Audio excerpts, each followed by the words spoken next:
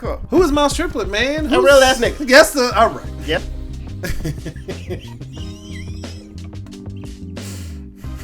Stop. I'm sorry, you act like that wasn't gonna trigger me, nigga. But when a motherfucker wanna go and say some shit.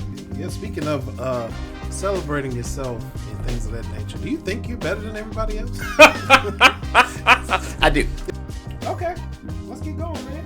Let's do it, man. Let's do it. Yeah, welcome to the Content Bebop. We're here. Content Bebop. Let's go, brother. So first question, man. Oh, this is how you do it, huh? Why not? I don't even know where I'm gonna start to edit. It just. Cool. Who is Mouse Triplett, man? A real ass nigga. Yes, all right. Yep. Nigga, I don't know what you thought you was gonna get. My bad. Finish the question. That was it. That was the question. All right. A real ass nigga. Didn't know everybody. Real ass niggas in the house. Today, Never fucking stop. Yep. Absolutely. What you get with Miles was something real. Something you'll never get from these other fuck niggas out here. All right. Yeah, I mean, I'm not even mad at it. This is why we click. I feel you. I get it. Hey man, it's a lot of fuck shit out here. So when you come across somebody who, it's so refreshing and a genuine type of energy, well, that's Miles. That's exactly what you get. Some people like it, some people don't. You know? What could they not like? Man, me too. I don't know. However, clearly there are people that don't. So what are they not liking? Like, well, no, what do you mean?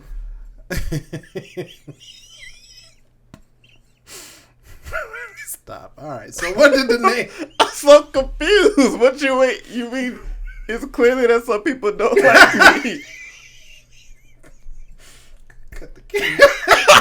Nothing. Don't. So I think you should expound on that. Anytime a person has a strong personality, you're always gonna get somebody that doesn't like it. You know, like. Oh. What would you say to those people? Wherever they may be. Wait, do you think that there are some? I'm pretty sure. Oh, wait, do you I don't know some? No. Oh, no, because you seem pretty sure. So do you know some people that don't fuck with me? Nah. Oh. I just am going off history.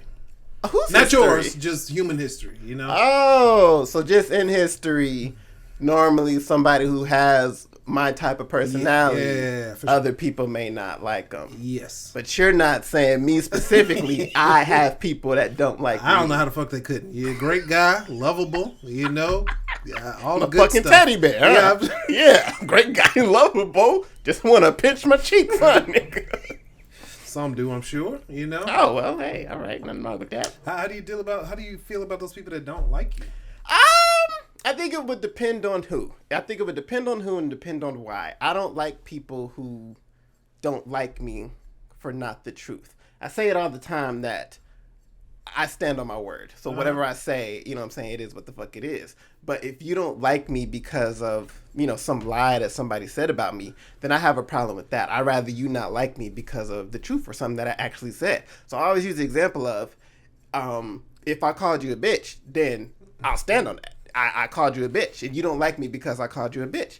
Makes all the sense in the world. But if you think I called you a bitch, or somebody lied and said I called you a bitch, but I actually didn't, then I don't like that. You know what I'm saying? So I think that's my biggest concern, or just what I would be worried about as far as, somebody not liking me. Like, I'm okay if you don't like me because of who the fuck I am, but I'm not okay if you don't like me because of,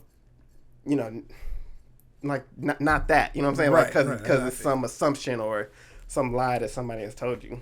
Huh.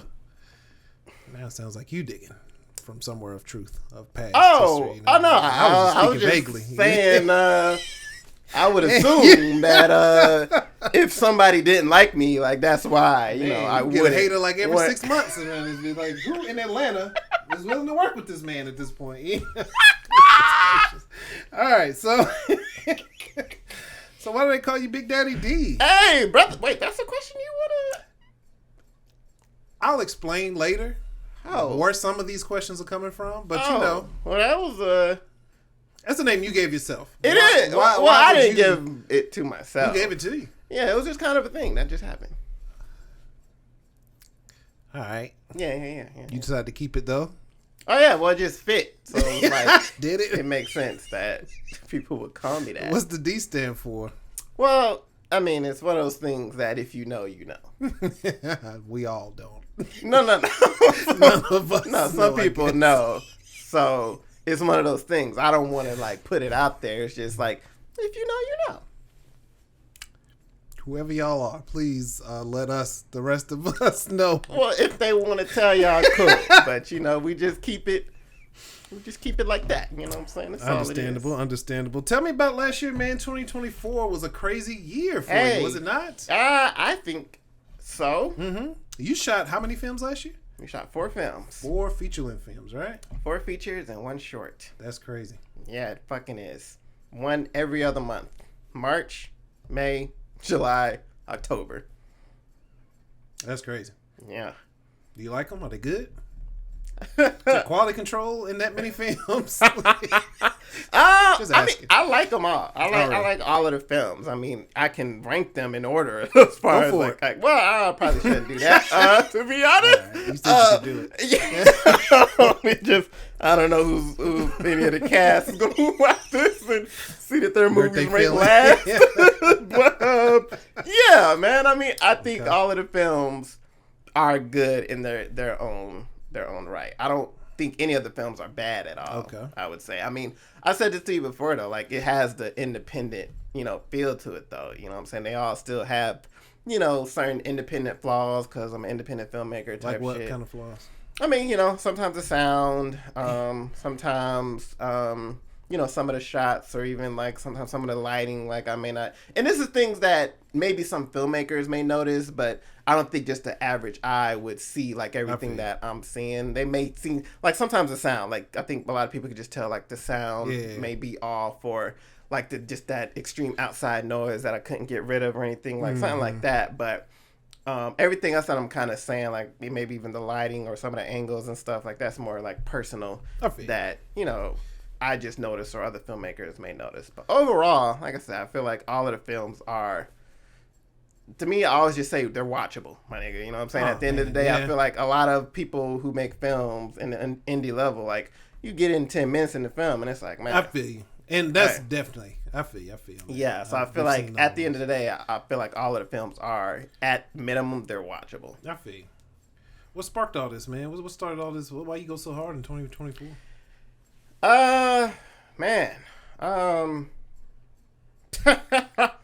It wasn't intentional. Like, it wasn't like something that I knew at the start of SVS season that's what was going to happen. Like, at the start of last year SVS season, I was focused on trying to figure out how to get bigger budgets. You know what I'm saying? Like, trying to get to that next level of bigger budgets and getting more money for the films and stuff. And one of the first people I met, shout out to David Still, you know what I'm saying? He was interested in getting into films, but he had a plan, and his plan was to still do the lower budget films that I was doing and use those films to get us to the next level. Because I literally said, like, after we did Stripper Party, I was like, bro, I literally don't want to do another film like this. Like, I don't want to do another film for this low, like, budget. It's just so stressful on me to literally make all of this stuff happen. But he convinced me, like, about his plan, and I said, all right, if I'm going to do it, this feels like it has a purpose. You know what I'm saying? It feels like, okay, if we do these films, the end result won't be the same as it's always been, like, with my other films and stuff. So that's what I did, man. I said, okay, look, I'll, grind it out this year, like, one more last time and knock out, like, all of these films, just to, be a team player and get to the mission, like, at the end.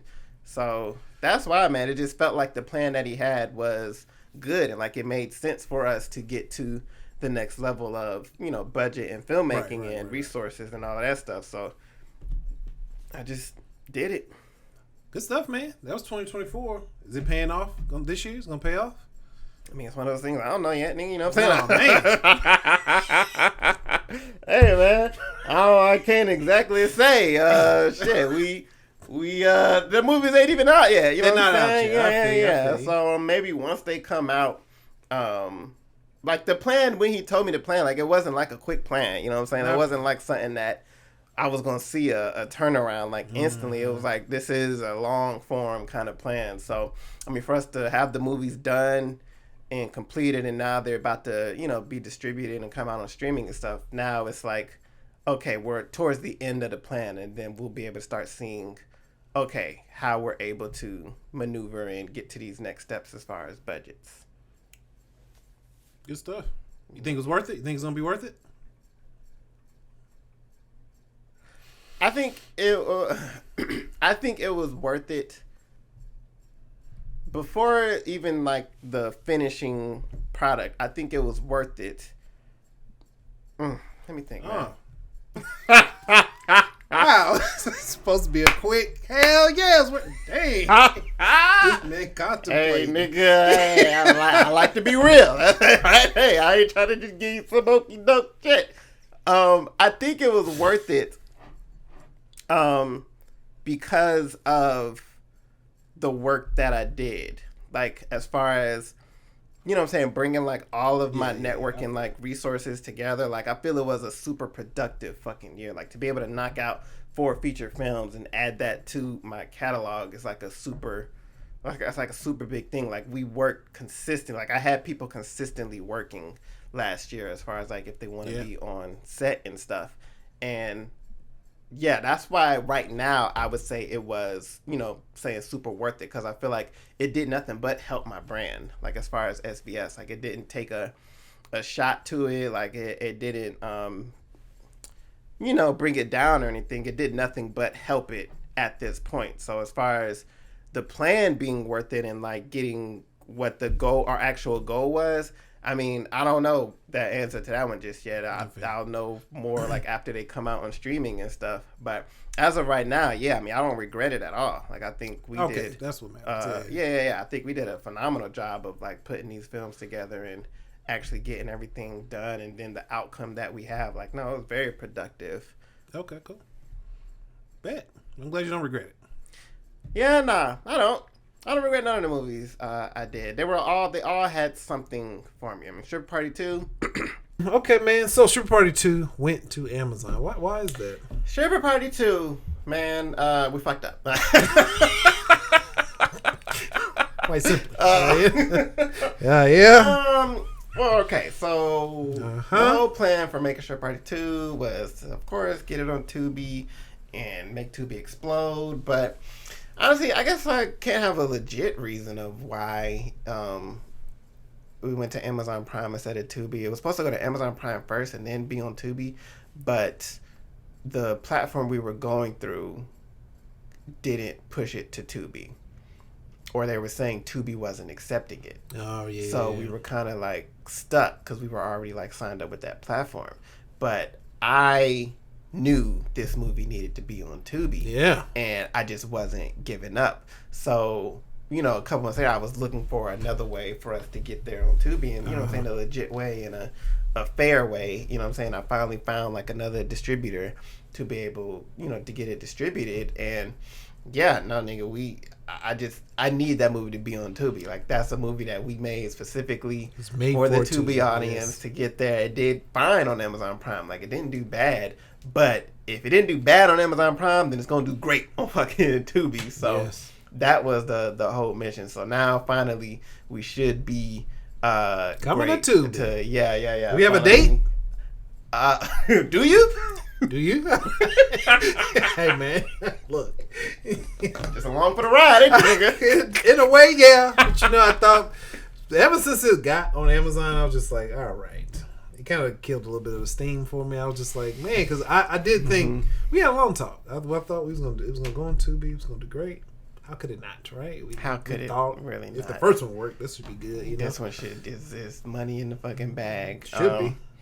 But yeah, no, man, it didn't work out how we thought it would. But hopefully this year we're taking that same route, and we're taking the original route, getting it on Tubi, and then hopefully we can pick that steam back up. Like there's honestly so much promotional material that still hasn't been seen. Like there's so much promotional shit that we have for Stripper Party 2. When I was making the making of, like the BTS for it, like literally even that's a promotional tool we can use. Like there's so much shit that we have for Stripper Party 2 that I did specifically to make sure we had so much marketing materials to promote Stripper Party 2.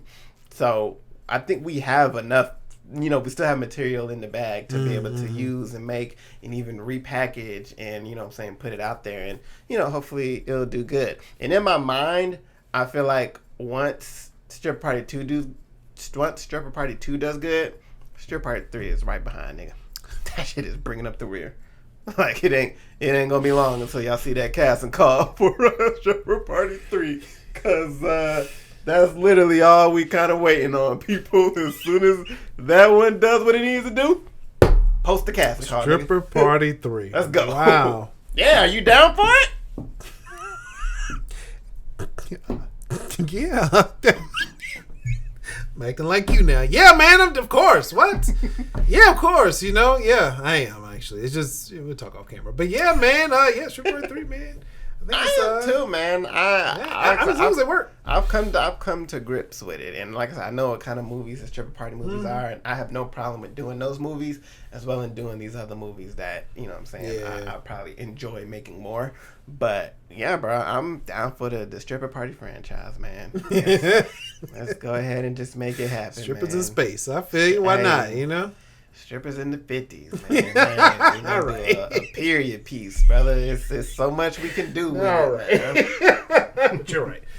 I love Stripper Party, man. Like I told you this, but I used to be ashamed of it. But hey, man, that movie got me through. Like surprise deposits. I was like, oh snap. Like shoot. Goddamn look. No, yeah, bro. I mean, I kind of felt the same.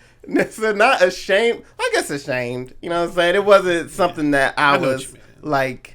Once again, people come to me as a filmmaker. I wasn't like giving them Stripper Party, and then when people, when I was doing other films and they find Stripper Party, I was like, oh man, hey, maybe watch something else kind of deal. But at the end of the day, man, look, I think I've come to grips with what Stripper Party is and the kind of movie that it is and the mission and the goal of it. So I think. Yeah, I'm. Hey, man, I love Stripper Party too. The posters is right up in my place. Yes, it is. Nice and proud, right there. Everybody that come in, I say the same. Hey, that motherfucker paid for all of this. So whatever you want to say about Stripper Party, that motherfucker got my respect. So y'all can kiss my ass, nigga. I was homeless before that shit happened. So y'all can get the fuck on with that, nigga.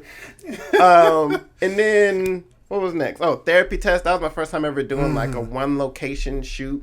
How did the film come about? Were you writing these as the year was going along, or did you have them already backlogged and was like, I could convert this to a. So what happened was when we decided like we were going to do all these films.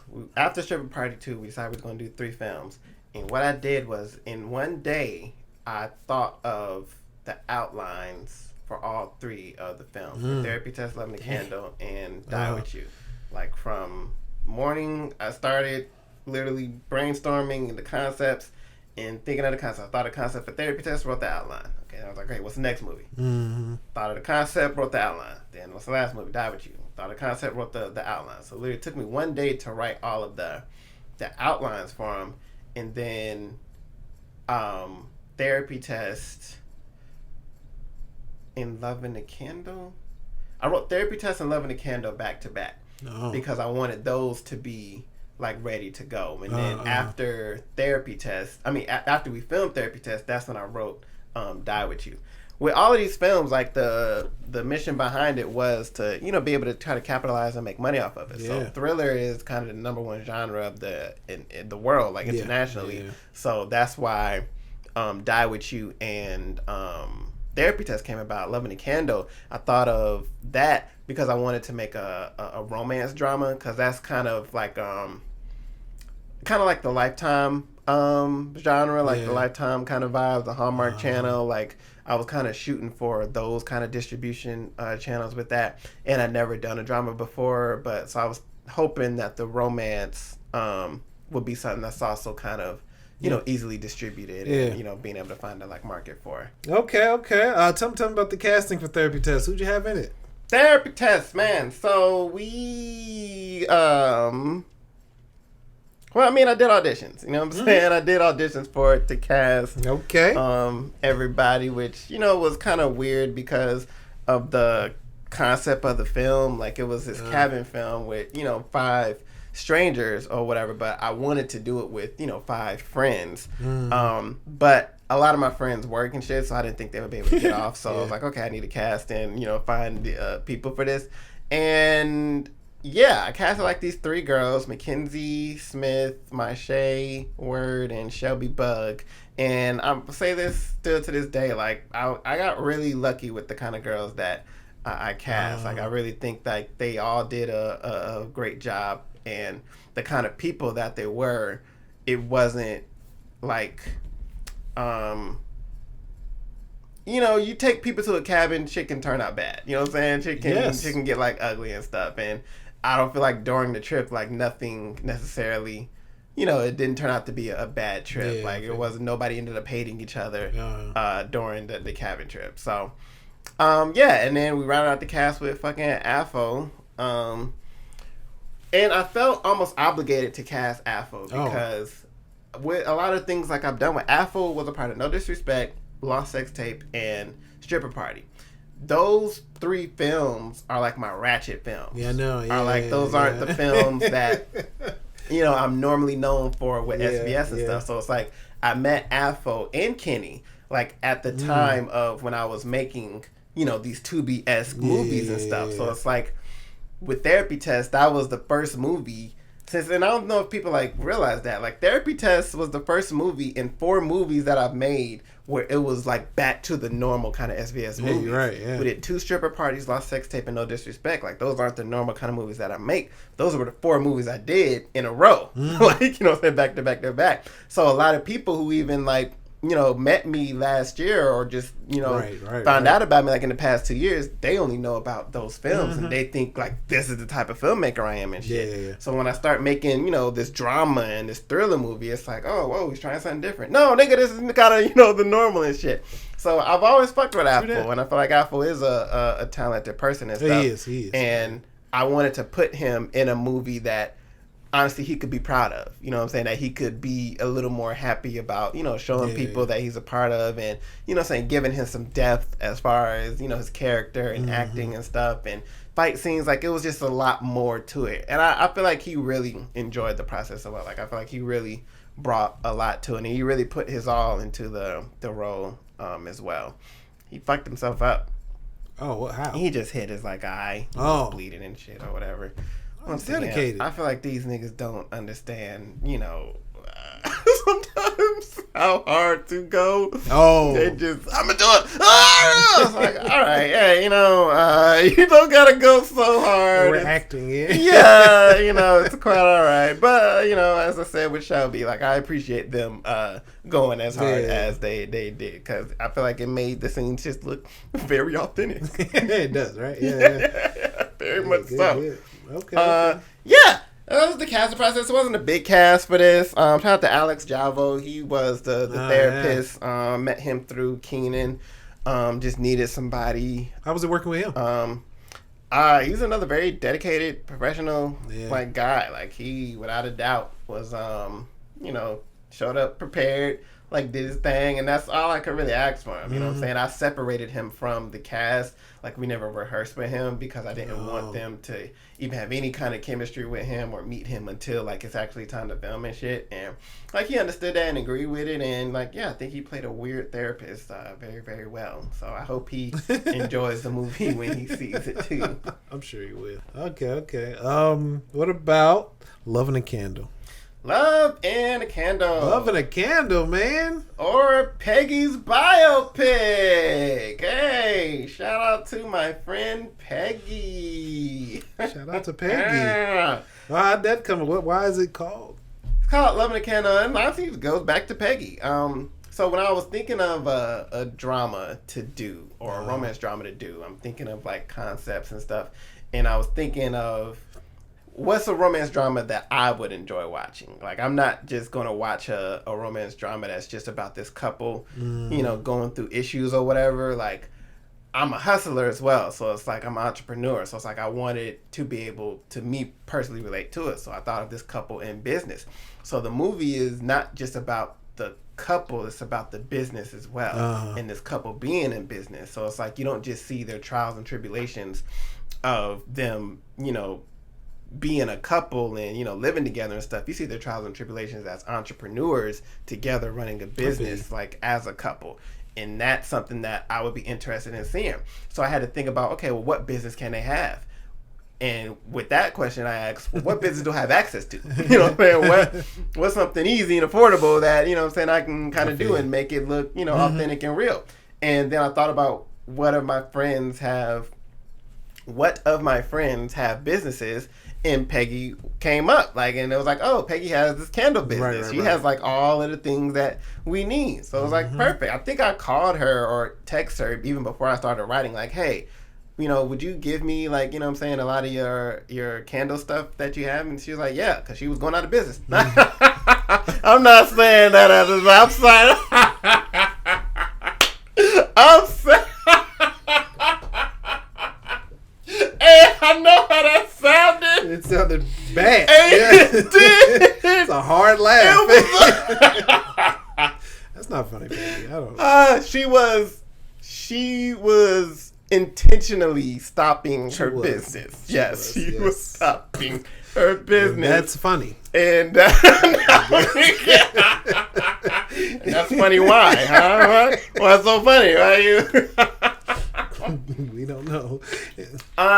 It's funny because of how I said it, but since she was, you know, she wasn't needing her stuff anymore. She literally gave me like everything. Like she gave me so much materials, like you know, to make candles and like all of that good stuff. So that's why it's a candle business. You know what I'm saying? And that's why I went with that route. And that's why I also call it Peggy's biopic, because, you know, she gave me the candle stuff, so it just felt like, you know, her movie or whatever. But yeah, so that's how that came about, man. And then I always knew I wanted to work with Regina D.D. Bryant. Yep. Regina D.D. Bryant. Man, what a wonderful, great, cool lady. Okay. Yeah. And this was the opportunity. Yes, because I knew she wasn't going to do any of the ratchet shit, you know what I'm saying, that I was doing. And then I didn't think she would do therapy tests, but she said she would have done a therapy test. But Love in the Candle was the next movie on the slate where I was like, oh snap, I could cast, you know, Regina. But it was the hump of her being a SAG member. Oh, she can't just do she can't just do anything. So I had to make the film SAG, and I never made a film SAG before. What'd you have to do to make it SAG? And that's the thing, I didn't fucking know. Like in my mind, it's always about like paperwork, and I'm not the paperwork type of guy. Like I'm not, you know what I'm saying? I'm not about to sit here and clock shit, and you know what I'm saying? Like I'm just not that guy. If somebody else can do it, then cool. But right. I'm not going to be responsible for that shit. So I did a lot of research, and I was trying to figure it out, and I came up empty-handed. And I remember calling her like one day, like, "Hey, I don't know. I don't want you to think I haven't tried, but I have, and I'm still empty-handed."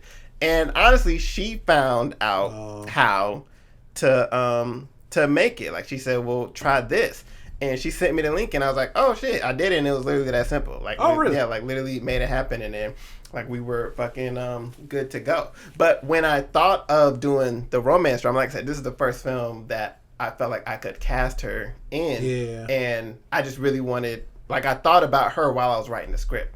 Like, I feel like I can't remember if I told her about the script before or right after. I think I told her about it before I started writing it. Like, would you be down to like play this role type shit? So then I wrote it, and then I remember sending it to her like right after, and she like immediately read it. And I remember she pissed me off. She like texts back, "Okay, so what?" It was something like that. It was just something like, I'm like, "Well, what's your thoughts? You know what I'm saying? What do you think of it?" or whatever. But Dang. yeah, she agreed to do it, man. And it was just such good. I was very happy about that because Yeah. we were supposed to work together in 2022. It didn't happen. And I've always wanted to, continue or, finally work with her on the film. So to finally be able to like work with her on the film, it was amazing because she was literally like everything that I thought she would have been on the film we were going to do in 2022. So it was like, I was happy to not be disappointed because sometimes you could want to work with somebody and you waited all this time and then it's like, nigga. Man, what a disappointment, man. But she was not, man. Regina is freaking awesome on and off camera. Like, it was a pleasure to work with her and, you know what I'm saying, make that movie with her. I always say, like, that's her movie. Like, it didn't start off being like that, like, writing it. But I feel like with the finished product, like, that's Regina's movie, like, all day long. Like, she is, without a doubt, the star and the carrier of that whole film. Okay. Hey, man, but there was somebody else in the movie. How was it working with her co-star? Krishan Sanders. Yeah, that's man. Him. It was, first off, I want to say, hold on. Okay, I gotta say this.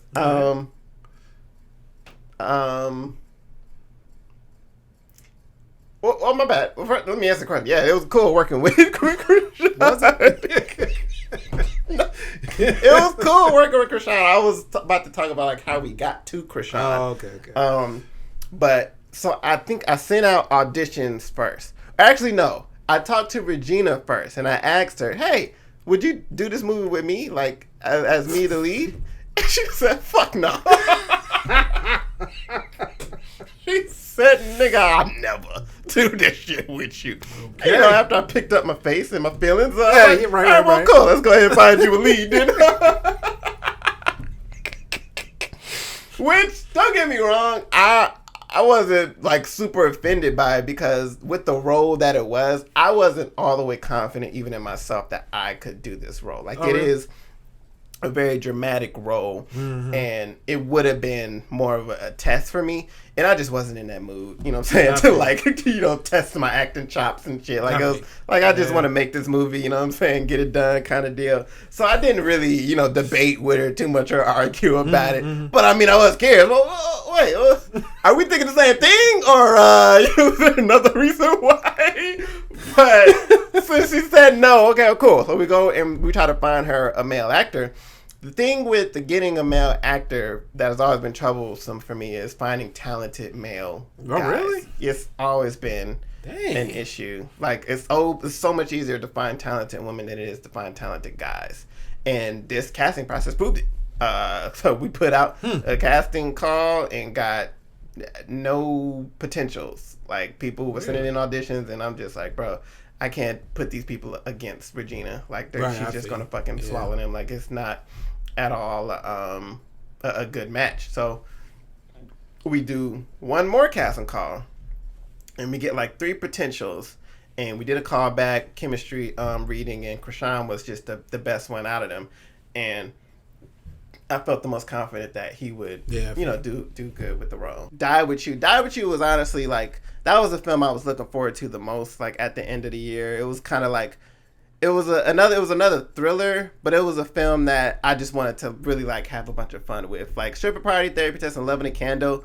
Not saying like we didn't have fun on those sets, but I was looking more forward to Die With You than I was with the other films because I just like that film more, like as far as like, I think I'm going to have like a lot of fun on this set. That's why I wanted to even play like the main character, because I just really liked the story of it. When I wrote that one, I just wrote it just trying to have fun. Like it's so many scenes in there where I didn't necessarily think about the story or film as a whole. I was just literally trying to have fun, like literally writing in like some fun scenes there that I think would be like cool to see and stuff. And that's why I was so excited to like get to that one, because that was like the end of SBS season, you know what I'm saying? It was the biggest film, you know what I'm saying? Like the most involved in it. And yeah, man. So I was just super excited for that. And the biggest thing was trying to find who was going to be my co-lead. Like who's going to be my co-star, you know what I'm saying, across from me. So doing that, doing those auditions as well. I'm not gonna hold you. Overall, like I was very disappointed in the auditions last year. Oh, really? Yeah, like I think it was. I remember telling somebody else, I forget, but it was like I didn't get as many, and it wasn't even like about money. Like, you know what I'm saying? Some of those auditions were paid, and I still just wasn't getting like a lot. Yeah. But I wasn't getting a lot, and then if I wasn't getting a lot, I wasn't getting a lot of good options. You know what I'm saying? So it was kind of a little disappointing, but I mean, I'm still satisfied with who I got like out of these auditions or anything. I'm just thinking out loud about that. Like that was something I was like kind of disappointed about. Like I'm not used to, getting like this few, submissions and auditions or whatever. But so yeah, I got a good couple of options, and then I ended up going with Alexandria because like she was the most prepared, and I felt like she did the best like out of the callbacks. Now, the biggest worry to me was she was new. You know what I'm saying? Like, she was I'm talking about newborn baby new, bro. Like, she was super new to the world of acting. So, there's, like, so much that outside of knowing your lines and delivering that comes with the shit. So, I took a chance. I really fucking did. Because a part of me just wanted to go cast somebody that I already knew and I could just develop that, already had that chemistry with and, you know what I'm saying, be cool with. But a part of me, since from the beginning of SBS, I've always liked working with new people. Like, I don't know if that'll ever go away. I always enjoy working with new people. I always bring that freshness and that hunger to the project that really just makes you excited about, you know what I'm saying, doing the shit. So I took that chance on her, and I really just knew what I was going into it as far as, okay, I'm about to have to, hold this baby hand. You know what I'm saying? I'm about to have to, take her by the hand and pretty much, give her step by step, and hopefully she's doing the work at home and all that stuff. And yeah, I mean, throughout the rehearsals, I was being very transparent and honest with her, like, hey, this ain't it. You know what I'm saying? This ain't you got, I'm a little worried. You know what I'm saying? I need you to really be working on this, to work on this scene. This is what I need, like, and all this. But you could see the progression and the growth, like, from her throughout, you know what I'm saying? I could see that she really wanted to, you know what I'm saying, do a good job. Like, she was taking it very serious. And when we finally, like, got to set, I thought she did a good job. You know what I'm saying? I thought she was giving it her all. Like, she put her entire fucking lungs into this film. And I have no idea. Like, she's seen the movie. I don't know what she thinks about it, but I hope she likes it. Like, I really do hope that she does enjoy the film and, like, enjoys, like, her work, like, all of her, seeing her hard work, because it really was a journey, like, from casting all the way to the final shot of the film. Like, it really was not even literally just for me, well, not even just for her, but just for, like, me too, like, just for everybody. Like, that was a big journey of a film that we kind of embarked on, and for that to be her first film ever, you know what I'm saying, doing anything kind of deal, I think it is a big deal as far as like for that to be your first film. I am curious, like, I guess what she thinks of the film, and I do really hope she fucking likes it, enjoys it. I'm sure she will. Well, she's seen it. Oh, well, you don't hope. You know how she felt then. How did she? I don't know. Oh, I haven't asked her. Oh, you just didn't ask her. Okay. Oh, yeah. Oh, okay. There's a lot of... All right. Okay, so... Oh, yeah. So she did see? You was there? Like, oh, but you didn't ask. Okay. Yeah. Sorry, I don't know. I genuinely do hope that she... I really do hope that she enjoyed it. Like that. So, too. It's a lot of work. It is. Is that a record for the most indie films made in a year? I'm sure it's not. The fuck? Is it? I don't know. It's a lot. How many... Who's done more? Oh, I don't know. Well, you're not denying or claiming it. Maybe it is then. Well, maybe it's not. I don't think we have enough. We do. This man has made the most films in a year on the indie level. That's crazy. Guinness Book of World Record. Whoa. Nigga, what? Oh, that leads me to a good question then. So, because you always do that. So, when will you feel like you've made it? I guess then. I always do what? I was wondering if she's gonna call me on that, but I thought I could slide about it. You thought this was, nigga. I heard it. I don't like explaining myself. All right, so look, just like, because I kind of do it too. Friends call me out on it. It's like when you don't celebrate things a lot. You know what I mean? Like they're like, man, you should be happy. You just bought a house, and I'm like, yeah, whatever. Okay, when I get 5, then we'll go out for drinks. Yeah. But like you just did with that, like it's like whatever. So what? At what point do you celebrate? That's a good question. For me, it's like I'm trying to think realistically. Yeah. Because right now, I mean, I can say, when I have a movie in the theaters and it reports the box office, like that's gonna be something big to celebrate. But realistically, you know what I'm saying? Lord knows if that'll happen or anything. But realistically, I think a celebration for me would be just honestly seeing not feeling like I'm hustling. You know what I'm saying? Like I'm a hustler, and at the end of the day, I don't have a job, so my whole life is a hustle to continue like doing what I do and shit. So it's like when I feel like I don't have to hustle. What does that look like? 'Cause I feel like you're always gonna be hustling. You know, this industry. Right. Hustle, you know? So more so, I guess financially free. Okay. You know what I'm saying? I'm not thinking about, okay, I got to make this to make this. Like I got money in the bank, and I'm literally kind of like doing kind of what I want. But even with that, that's not even like a celebration. That's just like a place of, I look at that as like success. Yeah. So celebration, man, I don't know. I don't think I have an answer for that. I think I'm just super, super chill with like my work and stuff. I think if one of the films does outrageously like good and stuff, then I mean, maybe that's like a case of celebration. I don't really celebrate myself much. Huh. Well, that's odd too, though, because you just showed me something. I think I don't celebrate my accomplishments, but I do give myself the credit of being good. Okay. You get that? Does that make sense? Like, I don't celebrate, I just made a movie. Like, snap, this movie's doing such and such. Yeah. But I celebrate, or I acknowledge myself, like, overall. And then even, like, with what I just showed you, like, it's not a matter of, even I look at it like I celebrating and stuff. It's like, I love, like, putting, like, epic stuff together. You know what I'm saying? Like, real, like, cool shit together. And, like, I would do that, like, video for anybody kind of deal. It's just happens to be me, you know what I'm saying? It happens to be myself. And, you know what I'm saying? I love marketing and promoting and stuff. So it's like, it was just one of those things that, it was just kind of cool to make. Like I said, I get it looks very cocky and conceited, but it was just one of those things, like, it just looks cool. Like, it's just kind of like a cool thing to put together.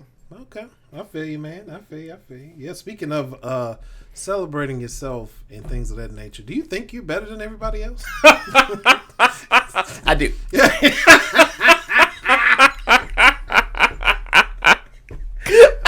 I feel you. 'Cause I think the same. I used to fight it myself. Like, man. Hey, man, look. You stupid. Look, at the end of the day, I feel like you can think you are good and you are better than some people, but you do not have to treat them like shit. I feel you on that. Yeah. At the end, like, there's a lot of people that I feel like, yes, as a filmmaker. As a filmmaker. Yeah, as a filmmaker. Yeah, like, not as a person. I don't think I'm just as a person. Okay. You thought you... so you just think you're better than people as a person. You think you high and mighty, huh? This guy is... That's what I thought you meant. Whoa. Buddy. I froze because I thought that's what you meant. As a filmmaker, though. Yes. I feel you on that. As a filmmaker... let me just track back. As a person, I don't think anybody should think they're above people. I feel you on that. Like, you know what I'm saying? You shouldn't judge, like, anybody. You don't know where they are in their lives. Like, I do truly believe in that. Sometimes it can be hard because you may be in a certain place in your life and you look at somebody else and it's like, what the fuck? But at the same time, you just got to catch yourself and bring yourself back. Like, you don't know what's going on with them and stuff. And, you know what I'm saying? Like, every situation is different. You know what the fuck you would be like in that situation. True. So, as a person, I have that. But as my career and a filmmaker, absolutely, I have that, mentality of, I feel like I am, quote unquote, better than certain people, but that doesn't mean I'm about to once again, belittle them or like treat them like shit or anything. I've never seen you do that. So because once again, it's a matter of where are they in their career. You know what I'm saying? Like, where are they with their resources, their network? Like, you know what I'm saying? I would feel terrible to just say like I'm just so much better than you and you haven't had the time that I have. You know what I'm saying? You got all these other things and distractions that are in the way and stuff. So, yeah, no, it's not like that. But yeah, nigga, the fuck, I'm Miles, nigga. You know what the fuck going on? I do this, nigga. Name another nigga. I'm sorry. I ain't know. There's a lot of niggas out there. Don't get me wrong. There's a lot of niggas out there in L.A., shit, Chicago, South Carolina, Florida. There's a lot of niggas in New York. There's a lot of niggas everywhere that make independent films. But you ain't gonna find another nigga like me. There you have it. In case you didn't know. All right, man. Hey, has Tubi helped you at all? Because it was pretty big. Like, going into, it was 23. So going into 24 now and 25, like, is that helping at all? Helping, wow. Exactly. I guess that answered it. You can't pinpoint it. Can't pinpoint, nigga. No, help out, like, financially? I just like, I don't know. How could it have helped? Like, financially, popularity wise, like people like, yeah, I want to work with the Tubi King. Hilarious, nigga. I cannot. Hey man, people. Somebody might say it. Maybe. Somebody might. Sarah said it. All right. Oh, did she? Yeah, that's the name of her. That was the interview. Title of the video. Yeah. Okay, Tubi King. Yeah. King no, still, I told you I don't like people saying that because there's so many actual Tubi Kings. I had a Tubi one man moment with the most. It was a moment in Tubi. That's all it takes. That was it. Yo. You saying that like that's ain't what it takes to be the king. All you need is to take one nigga down. Hey, man. Right. It's it. You the one now. Hey, man. But yeah, no, Tubi's still helping pay bills. You know what I'm saying? Tubi's definitely still a part of like my filmmaking journey and stuff. I mean, it is something that I'm not trying to just solely focus on, but yeah, like Tubi's still there. Yeah, Tubi is still there. We don't know how much longer it's gonna be there, but we really don't. Tubi is still there. You just gotta find other resources while you have your Tubi thing still going. I feel you done with you coming back to Tubi? Like you gonna stay on it with it? I mean, you know, like make more stuff for Tubi specifically. I don't know. I don't have an answer for that. Oh. I'm not gonna. I feel like in the end, yes. All right, man. Hey, so what you working on now? And what you expect out of 2025? Man, what am I working on now? What are you doing right now? I don't want to say. I'm sorry. Well. Yep. All right. Sorry about that. Nothing to be apologetic for. A lot of people come on here and don't want to talk about what they're doing. Oddly.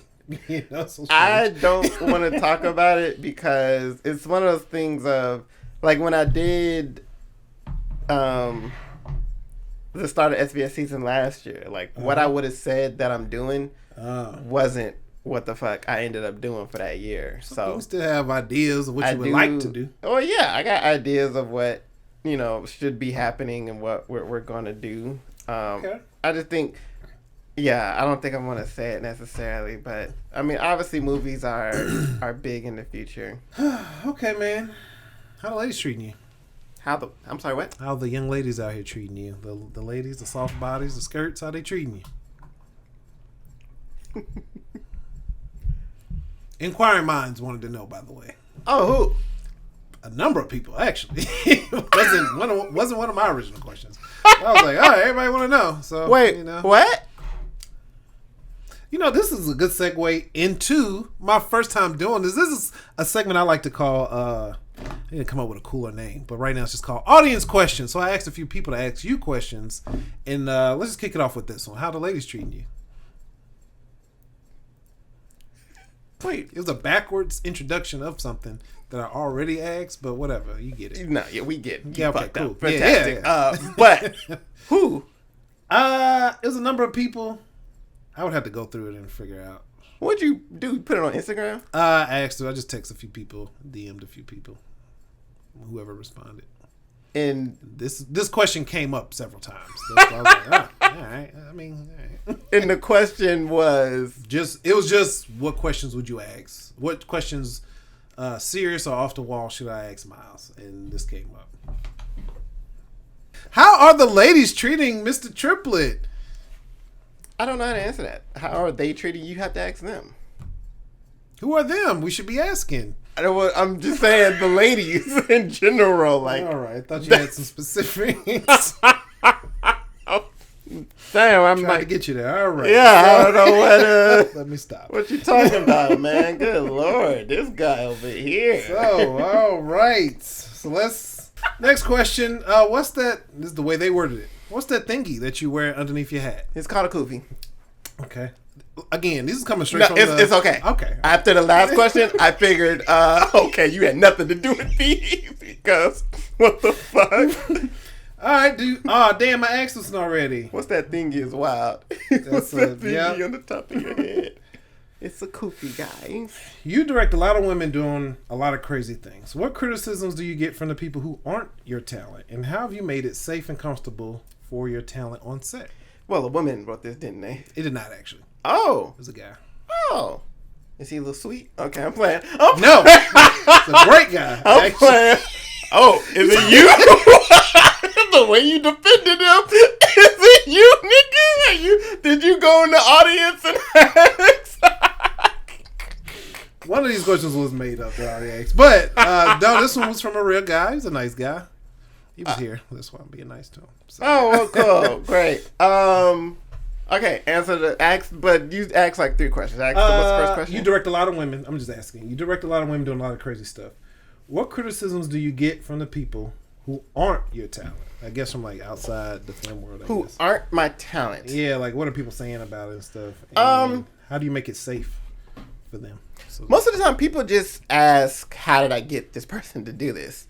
Like, I don't think I'm sure people talk shit. Once again, you know what I'm saying? It's one of those things of, you know, not everybody gonna like everything you do kind of deal. Yeah. But yeah, for the most part, like with the stripper party movies and even Lost Sex Tape, like most of the time people just ask, hey, how did you like get this person to do this? And for me, I'm a very upfront and, you know, transparent guy. Like, yeah. I've been in this business for a long time. I've asked a lot of people to do a lot of wild shit. So for me, it's making sure this person knows exactly what the fuck I'm asking them to do in detail. So with like the stripper party movies, like we're telling them, hey, this is the kind of movie it is. This is what we would need you to wear. This is what we're expecting out of you as far as dancing and movements and, you know, wardrobe or whatever. And it's up to them whether they want to or not do it. So it's like, I feel like a lot of people come at me like I'm doing this stuff to these girls. Like I'm the issue. Like and it's, hey, I'm sorry. These are grown ass women. And if they did it just like you wouldn't do it, if they had a problem with doing it, I'm not their pimp. I'm not over here trying to coerce them into doing some shit that they don't want to do. Right. Out of all the movies we've done like that, I have no problem with any of those women. Like none of they still fuck with me. Like we're cool people because once again, they're okay with it. So it's not a matter of, you know what I'm saying? I feel like some of the criticism that I get is like, I'm making them do this. Like I'm the one doing this to them. And I feel like something that I've seen with the strip party movies and stuff coming out is a lot of judgment. Like I see how judgmental motherfuckers are. Yes, they are. Like I'm talking about y'all judge the hell out of these people just because you wouldn't do it. So you sit there with your noses high, like, oh my gosh, like I can't believe they're doing this. Like, how'd you get them to do this? It's like, yo, I asked. I said, hey, this is what the casting is. This is what the fuck we need, and they offered, they volunteered, and they, you know what I'm saying, did it. So I feel like, look in the fucking mirror. You know what I'm saying? A lot of people who, you know, come at me with some of those questions and stuff, it definitely makes me look at you kind of sideways sometimes because it's like, bro, it's not at all as deep as you're making it. It's really not, just because you wouldn't do it don't mean somebody else would or has a problem with it. And as far as like making them feel safe and stuff, I mean, anybody that's been on my sets knows like how I operate as far as like making sure we're having fun and being professional and we're all getting shit done and stuff. And that makes that never changes, like with any movie or any set that I do. So even if it's, we're doing some risque shit, you know what I'm saying, and women are half naked and stuff, I still make sure everybody is okay. I make sure everybody is comfortable and nothing like, out of the ordinary is necessarily happening. I'm sure throughout all these years, some stuff may have slipped through the cracks. I literally can't be everywhere. I'm still independent, soul nigga trying to do everything and shit. But for the most part, I'd like to give myself at least 90% that most of the people who come on my sets, like, they're comfortable, they're okay, and they don't feel, any kind of way. So when I hear motherfuckers say shit, you know what I'm saying? You say, hey, I'm sorry, nigga. I get it.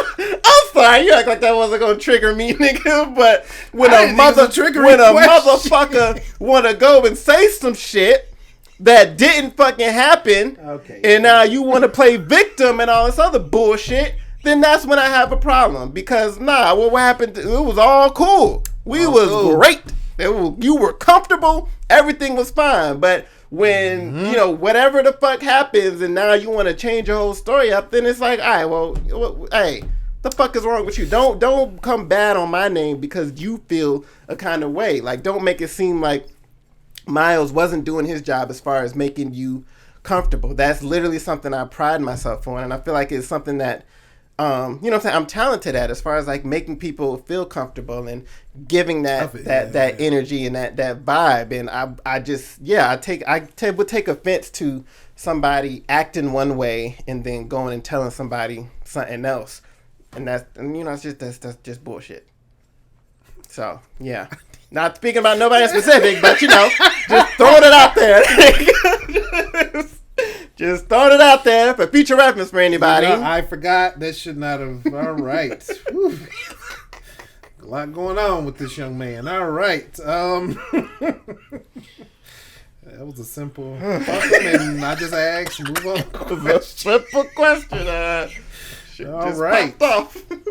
Yeah, it's another weird one, but Of course. You probably asked some weird niggas. No, I don't know. Maybe. Are there, maybe you would know this. I don't know anything about this. Were there deleted scenes where y'all put peanut butter in the stripper's cheeks during a stripper party? This is a real question, so I don't. Do you know this? They said, was there? Yes, peanut butter in the cheeks of the strippers during a stripper party. Okay, so you were there. Do you ever think that pursuing film? Nah, nigga. That's a question. What nasty nigga asked that question, bro? They did not take you serious when you text them. They gave you some bullshit. They said, hey, ask this fuck he nigga. He said it was a deleted scene. So I was like, I didn't see that. No deleted scene. You were there for both movies, man. What peanut butter? We didn't have any peanut butter on set. I have no clue. And what's happening? Where's this coming from? What is happening with the peanut butter? Why would it be in their cheeks? I don't know. No, what was the question? He said, "Is just peanut butter in cheeks?" He didn't. Were there deleted scenes where y'all put peanut butter in the stripper's cheeks? Yeah. What are we? Why is it in there? Hey, is somebody licking it up? Like it just feels like we're just putting. I don't think. Third party 3. All right. No. Like that makes no fucking sense. If you want to be in the writer's room, just say that, buddy. Jeez. Say that. All right. If you got some ideas for us, just say that. Right? He over here auditioning to get in the writer's room. Hey, was there a deleted scene where some peanut butter? Oh well, maybe you should do that next time. Yep. You kind of answered that already. If it was all worth it. What else? Just one more time. You think it's all worth it, man? Right. Well, all the things you've been through in this filmmaking world. This is year 15. Oh, do I think it's all worth it? I mean, yeah. At the end of the day, I couldn't imagine doing anything else. You know what I'm saying? Like, I don't think I could imagine, my life any other way right now. So, do I think it's all worth it? I mean, yeah. Essentially, I'm happy, you know what I'm saying? Definitely. Like at the basis, you have your days and shit, but at the basis, man, I mean, I am happy that I do whatever the fuck I want. You know what I'm saying? Like a lot of people don't wake up and able to, they got to clock in and clock out or take care of certain shit, and I don't have that. And yeah, that's just kind of the life that I plan to live for the rest of my life. Like Okay. financially, I don't know how, but like that's literally the plan. And for me, yeah, it's so much worth it because I love what I do. That's a good answer. Hey, well, what's something you want to do? These are a little more timid. What's something that you wanted to do with film that you haven't done already?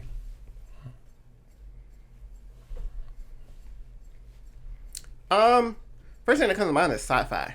Like I haven't Yeah, delved into like the sci-fi realm. Do you want to? And I love like sci-fi films and stuff, like special effects. But you know, I don't want to do it cheaply. You know what I'm saying? I don't want to have something that them effects look cheap type shit. You know what I'm saying? Like I want to be able to. You gotta do sci-fi, right? You know, you know what I'm saying? I don't want a low budget sci-fi movie. I'll happily make a low budget comedy or drama or action film before I make a low budget sci-fi film. But no, I do love like space and aliens and like superhero shit. Like I want to explore like all of that stuff. But I mean, I have the patience for it. I'm not like anxious about actively trying to like make that happen. But that is something that eventually, I want to dive into. Okay. At what moment did you realize you wanted to do this full time? That's a good. Whoever asked that question, you have asked the best question so far. So kudos to you. When did I realize I wanted to do this full time?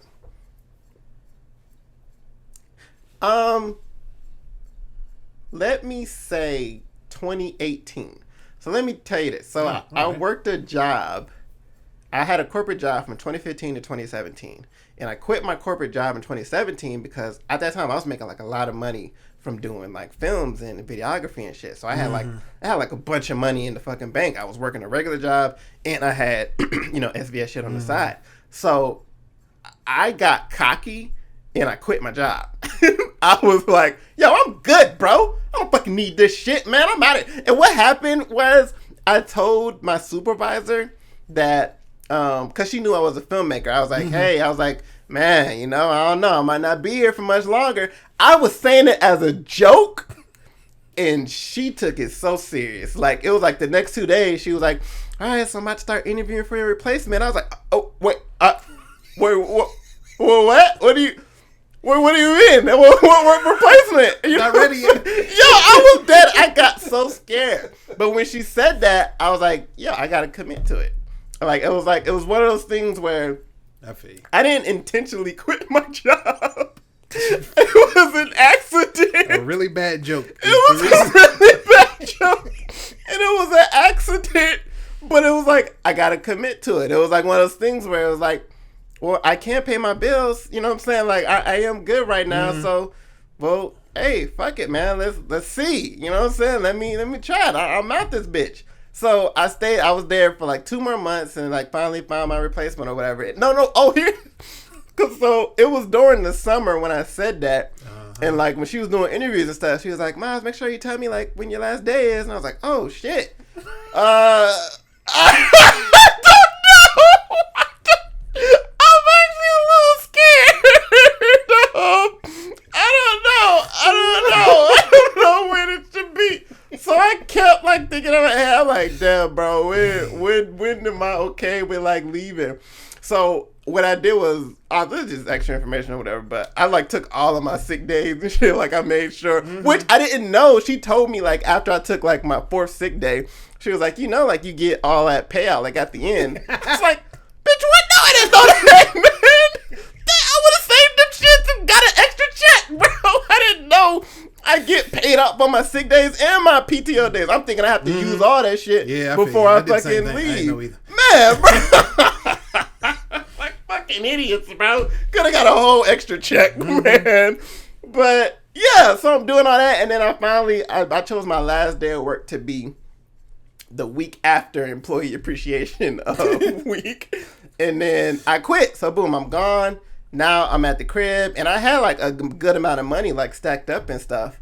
But when I was 23 years old, so that, not saying I spent like the money fast, but I didn't realize I didn't have as much money coming in anymore. Like the work I was doing, it stopped. Yeah. You know what I'm saying? Of course, it always does, right? As soon as I quit, like the work I was doing, like videography, like I wasn't getting booked as much anymore and stuff. So I had paid like 2 months rent, and then I realized, oh, I'm fucked for this last month. It was like, oh shit, I don't know like what the fuck to do. So I started to panic. I went on job interviews, like I was going back into the workforce, nigga. I was like, bro, I got to do something, bro. So then this was December. I worked UPS and I did FedEx, like as the you know the box person or whatever. Hey nigga, what? I had fucking sprained my ankle the first day on the damn job, bro. It was, it was bad. Hey, won't you back? So, but then at the same time, I'm still trying to figure out how I can make some money. So then I start Lyft driving. Oh, you've been doing this for a minute. 2018. Damn, you should be employee of the decade. God.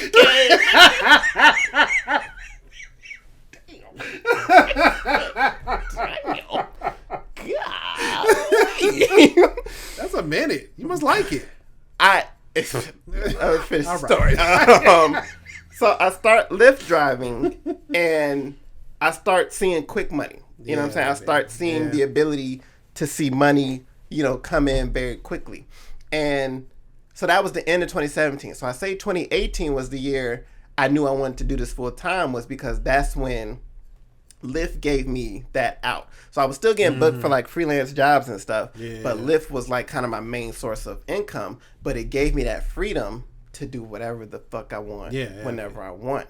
And then that's when I knew, okay, I can do this full time and I don't have to ever go back to the fucking workforce. So since 2018, that's when, of course, it's always been up and down as far as things. I've had to Lyft drive a lot, and sometimes I'm like, I'm good, you know what I'm saying? Like I'll have like, you know, a lot of money coming in from other places and stuff. But 2018 is that year where I guess I could say that, okay, I know I want to do this full time, and I can do this full time. Like I can survive doing this full time. Yeah.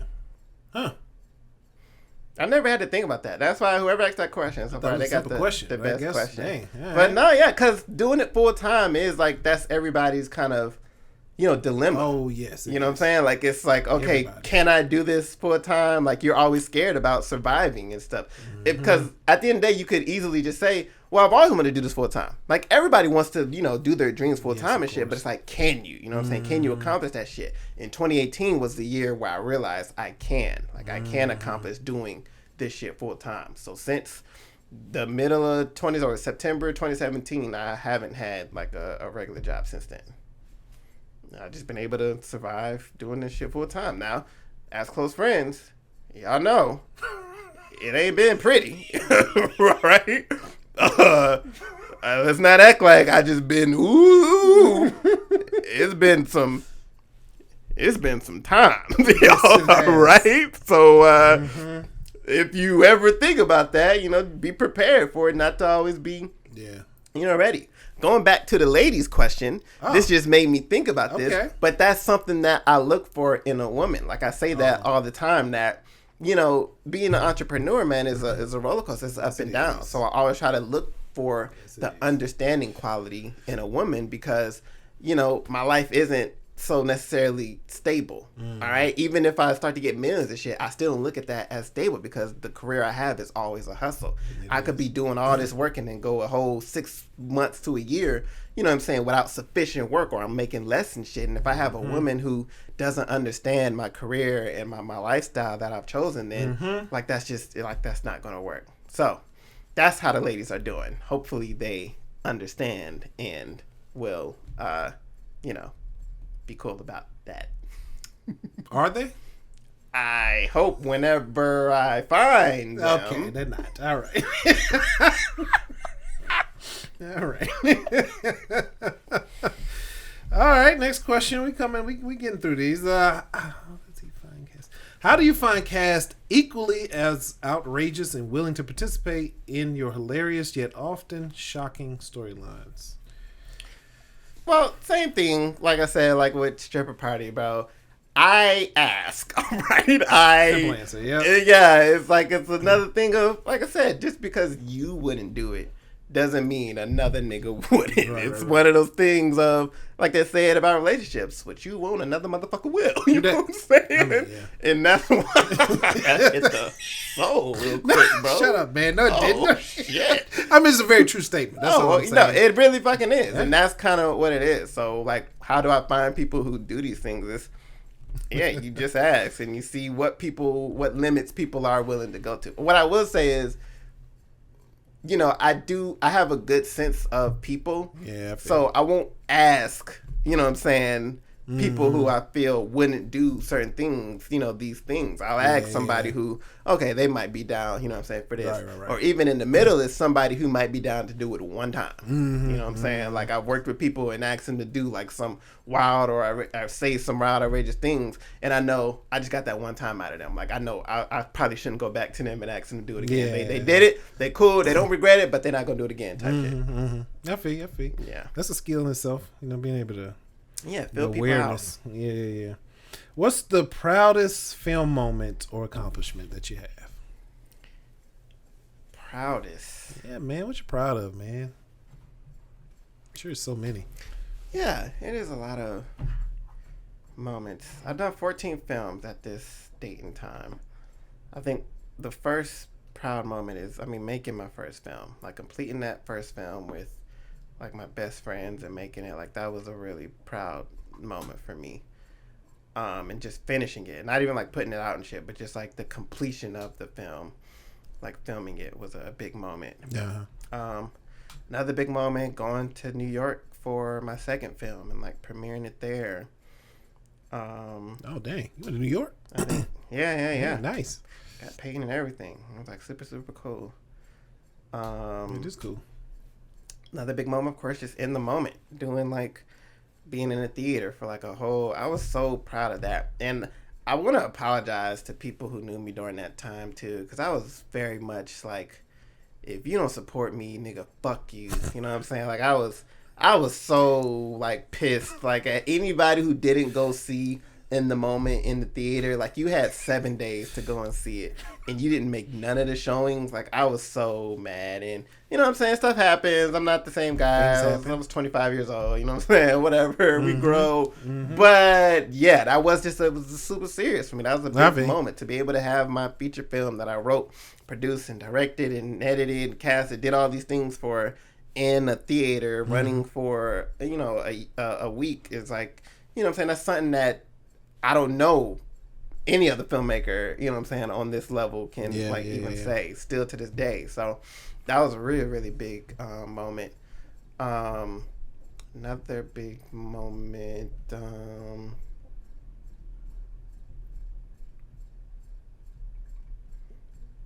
I think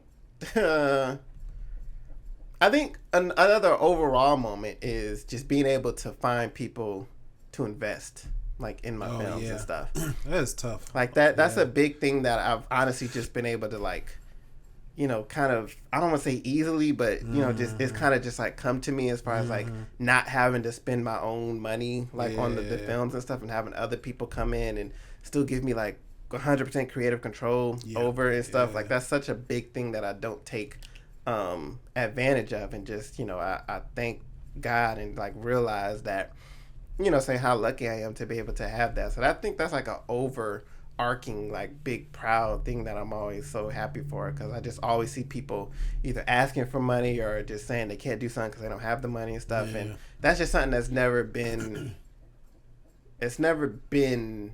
an issue for me. Like, overall, like, that's never kind of been I never really had money problems. You know what I'm saying? Like, when it comes to, like making a film. I mean, I've had money upsets, you know what I'm saying? Things that happen and the money's gone or whatever. But as far as, like, making a film and, like, getting it done, money has never really been. And I also think it's because, shit, I ain't doing it if I know I can't get the money, nigga. Shit, I'm not worrying about it. So you're not about to catch me out here, you know, man, I got this idea and I need these investors. It's like, hey, nigga, if the money ain't there, I ain't got an idea. You know what I'm saying? I mean. Even with these next films, it's like, you know what I'm saying, the money that I'm being able to get. At this point, it's just a matter of, like, how much. You know what I'm saying? It's not a matter of getting money. It's a matter of how much can I get access to. Yeah. And once again, that's just like a super blessing to be able to like, if that's my only worry is how much I can get access to instead of where can I get right. it, you know? It's normally the opposite. Yeah, I feel you. Right. No, I feel you. Okay. There's another question somebody asked. Which directors, and we got 2 after this, which directors inspired you the most? I'm sorry, whoever asked this question. Unfortunately, I just really don't like this question because why not? It's a great question, right? I don't have those answers. Oh, really? Yeah, because it's for me. For those who know like my journey in filmmaking and stuff, like I didn't start out with this shit like trying to be a director. Like I started out dancing and making fun of myself wearing sweater vests and stuff. So it wasn't like I was trying to be a director. Like it was just me like clowning around and shit.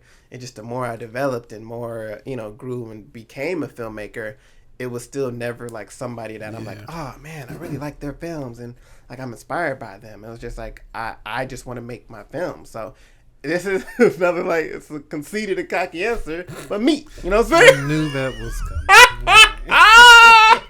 But it's true. It's not I don't look up to a filmmaker, man. But the one answer I say to not sound conceited, you already did is we already passed that. No, we already know how you really feel, nigga. So who's the second best? Do you know who John Hughes is? Man, I've heard the name, but no. John Hughes, man, big director in the 80s. He did like a lot of the teen coming of age comedies like 16 Candles, Pretty in Pink, The Breakfast Club. He did Home Alone. Like he did Uncle Buck. Like he did a lot of these like classic movies. Are you gonna look them up? No, I'm listening to you. It sounds like you're looking them up. I'm like camera's on you though. I'm right in front of you. When I edit it, the camera's on you. So I don't know what you're talking about. Can't really say anything. John Hughes. Yeah, man. Like he just has like a lot of comfort films, like a lot of classic comfort films, and like I feel you on that. His I wouldn't even say necessarily his directing, but it's like his writing and the kind of films that he made. Like those are the kind of films that I like to make. Like I want my films to make people feel that. I feel like I am a more extreme version of them, but I still have like those messages and kind of that warmth. He's done a lot of stuff. That's still yeah. He's done like a lot of family comedy type stuff. Yeah. Like he had the they call it the Brat Pack, where he did Ferris Bueller's Day Off. Like he did like like Matthew Broderick, what's her name? Wally Ringwald, Michael Anthony Thomas, Sean. I forget buddy name, but he just like he was responsible for like bringing all of these people to light, and like they were known as like the Brat Pack in like the 80s because they were a part of like all of the big teen comedy movies and stuff. So that's somebody who like I just say because I do really enjoy the kind of films and the kind of imprint that he made, and that's something similar to what I want to do with SBS. Like I like using like the same people in my stuff, and you know what I'm saying, putting them on like through different movies and having these these set kind of movies that leave you with this good feeling like at the end. Like those are the kind of movies that like I want to make. Who's the favorite actor? You may want to be careful with this one. Who's your favorite actor you've worked with? Who asked this question? No, let's put him on blast. Who asked this question? Because you're being messy. You're being messy. She just wanted to know. She just wanted to know. Is it my dot? Is it? It's Regina, ain't it? It's Regina. It is. So. Oh, Regina. And you literally just text me too, Regina. So I was scared to text and ask her. I was like, she going to be saying, she's going to ruining it. 2 peas in a pod over here. She said favorite or best? Who's your favorite actor you've worked with? Is that the only one she asked too? She asked this next one too. Oh, okay. I'm like, she just asked that specifically. Would that be weird? Like, yo. Favorite actress I've worked with. Let me think. Who could it be? Don't mess this up. I'm thinking of her response. She already don't like that I'm thinking. Like, You've already messed up. Should have been instant, nigga. Let me think. All right. I'm not saying this because she asked it, but when you asked that question, I said she had to ask that question. But I would say it is. I would say it is Regina. Okay. There has been a lot of actresses that So you sure?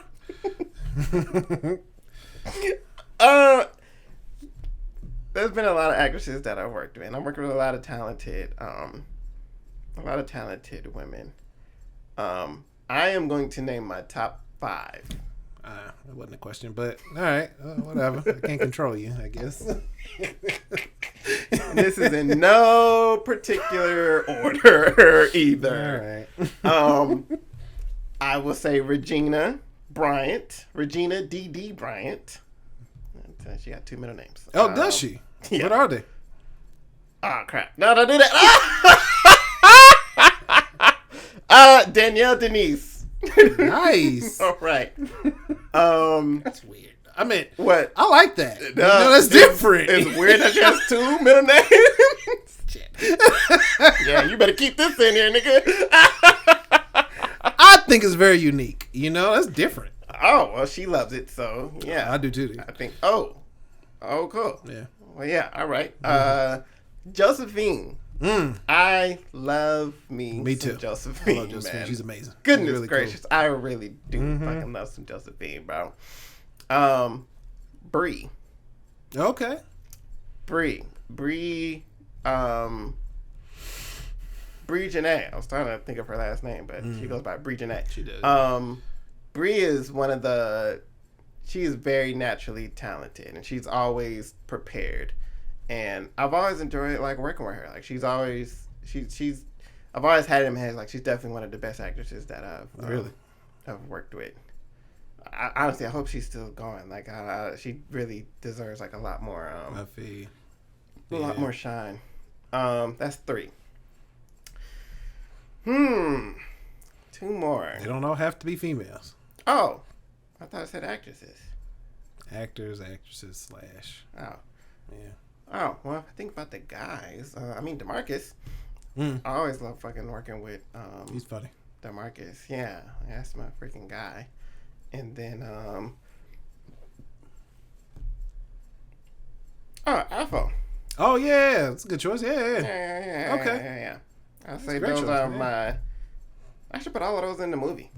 Yeah, for real. Yeah, they all have not been in a movie together, but.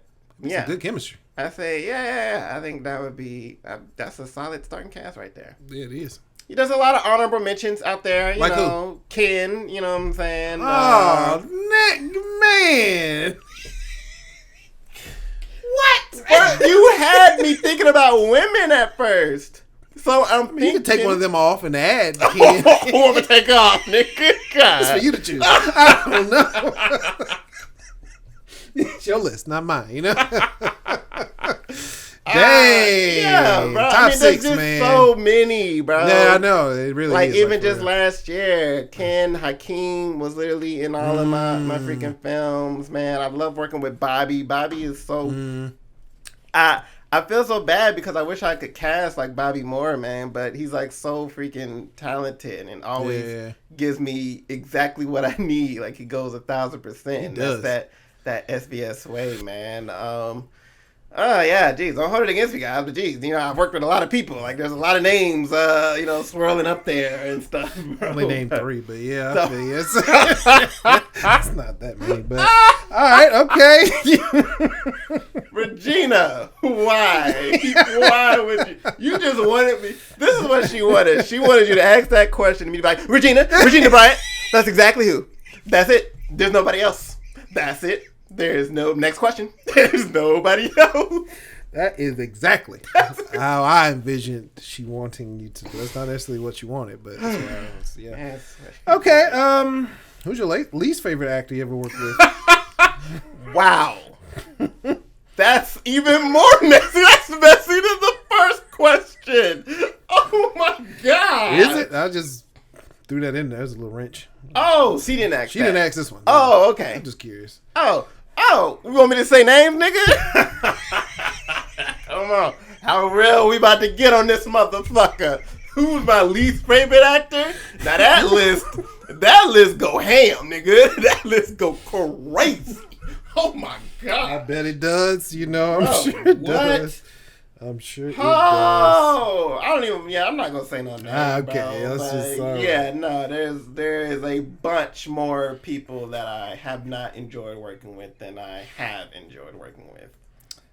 I understand. I feel that. I just got one in. Let's see. What's the wildest thing someone has done to be a lead in your film?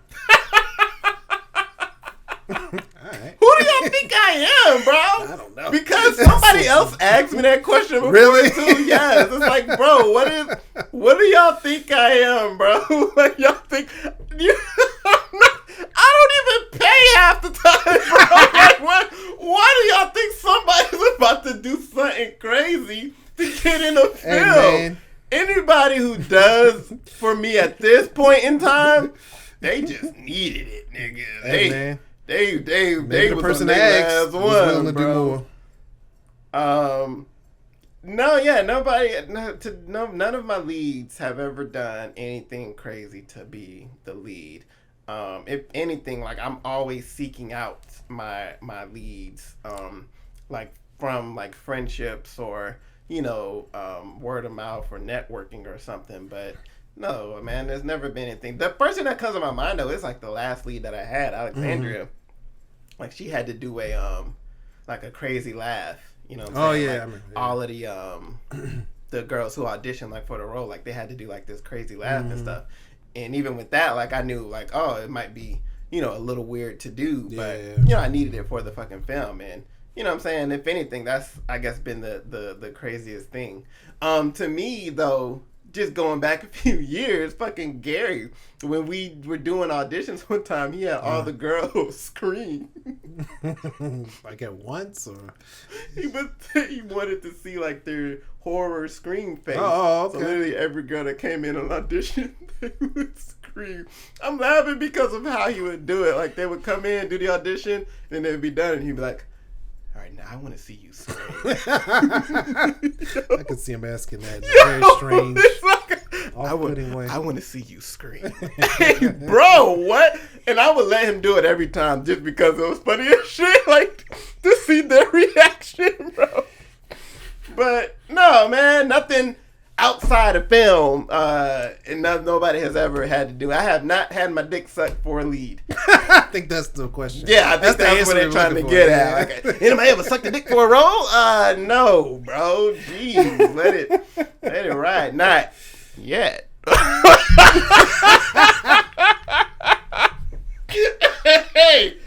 Hey, we gonna get up there to where that question go. I'm gonna have to plead the fifth. What the heck, man? All right. Let's make this the last one because I actually got a few more. Man, all right. So last one. Where do you see SVS in 10 years? Another 10 years. Another 10 years. So that'll be year 25. Mm-hmm. Hey, if I haven't made it to a certain level yet, I'll be dead. 5 years. I'm sorry. Oh, okay. Because it was 5 or 10. 10 too damn long. 5 years. Because you're already on 15. So 5 years, nigga. 5 years. Year 20. I guess, 20. okay, I won't kill myself yet. Yeah. You're right. I'm like 10. Like, 10. Do 5. If I'm still here making these kind of movies, nigga, I'll be dead. All right? There will be no more miles or anything happening. 5 years, man. Realistically speaking, in 5 years, I would like for SVS to be making higher budget films. I'm not even talking about $1 million films, but higher budget films consistently. And I am financially free from making money off of those movies. Like my goal is no longer to be like making $50-40 million budget films or anything. Like I'm very much okay with making $500,000, $200,000, $300,000, level films, and just grassroots marketing and getting them out into the world and stuff. Like I feel like that's kind of going to be my lane, realistically speaking. You know what I'm saying? It's not like I would turn it down if I got to that level. Do you want that? What? The bigger 20, 50, $100 million films? I don't Do you think even want it? I don't think it's a. I don't think it's a desire. Oh, really? Me, like anymore, like I think I'm just living in such a more realistic world right now, and I think that, realistically speaking, like with my knowledge and expertise and my skills, I feel like that's more so my lane. Like making these smaller budget films, still being able to at least like pay everybody decently and stuff, keeping the crew small, and then making like this product, and then like promoting it and putting it out, and getting it on streaming, and getting it to an audience and stuff.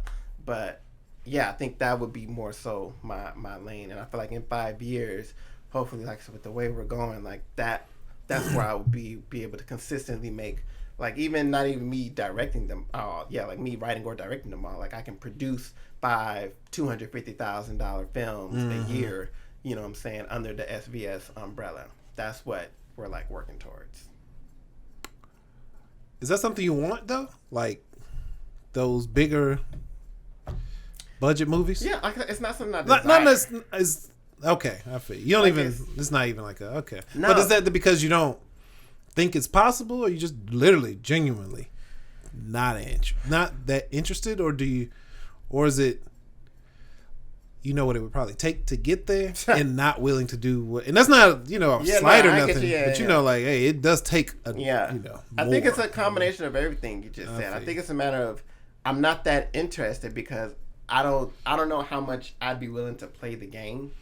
You know what I'm saying? Yes. Like the you got to play game. You're not a game player. Yeah. I'm very much hey, I do what the fuck I want to do. Right. And that's that 100,000, 200,000. Yeah, you can do what you want with that. You do whatever you want over there. But if you want these millions, you gonna do what the fuck we want you to do. True that. And that's just not. It's never been my MO. So I think in my mind, if I came across the right people or certain people that I vibed with, and I got in these positions and they gave me a chance to do a $20 million, $30 million film, then it's like, I'm not going to turn it down. Like, that's not something I'm going to just like turn my nose up at. Like, I'll try it and do it. Yeah. And then I think after I do that, that's when I'll know, okay, yeah, like this just isn't the world for me, bro. Like it's not, you know what I'm saying? Like you said, I like certain things. I like to do what the fuck I want to do. And I know in that world that's not, that's not what people do. You do what they want you to do. Right. And that's never been Miles. That's a good, those are good words, man. Last one, I know it's the last one, but this is the last one. If you had one wish, what would it be? If I had one wish, we would be best friends. Love would never end, it would just begin. If I had one wish, you would be my boo. Promise to love, promise love. I trust you. That's my go-to karaoke, man. I'm somewhat aware. Yes. If I had one wish, what would it be, man? Just to be financially free right now. That's a good wish. Yeah, to not have to. Not world peace or. Oh, nah, that'd be all right. You know what I'm saying? You financially free. Yeah, no, just me. Yeah. Right? Damn. Yeah. What else could have expected from the. From the best director, most inspiring, all around best person. I guess what other answer could we have thought that would have been said? My bad for thinking something else. Oh man, long as his bill's paid, hey, y'all figure it out. Don't do that. Forget them LA fires. No, bro. Man. You meant me. Like, one wish for me. Don't try to turn it to the world. The world is at your back. Like, it's whatever wish you want. Selfish ass bastard, bro. Oh my God, man. Really, people dying around the world. But no. But I wish that everybody would get along. If everybody in the world got along, I feel like there would be no problems in the world. I don't think there would be homelessness. I don't think there would be world hunger. There would be no wars. Like, everybody gets along. I like your first answer better. Oh, of course. Yeah. That was kind of lame, actually. That shit ain't happening. Yeah, now you don't want the beauty pageant answer. Nah, go back to... go back to you. Oh, something, bitch. Yeah, that was way better. All right. All right.